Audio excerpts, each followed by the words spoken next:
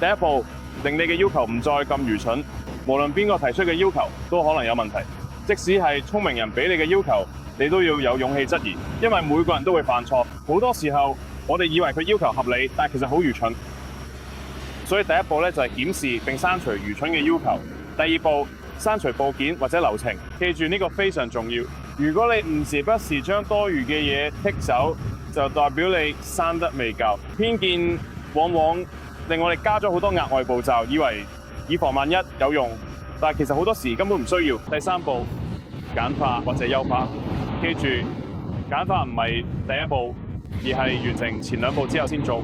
好多聰明嘅工程師最容易犯嘅錯，就係努力去改良一啲根本唔應該存在嘅問題。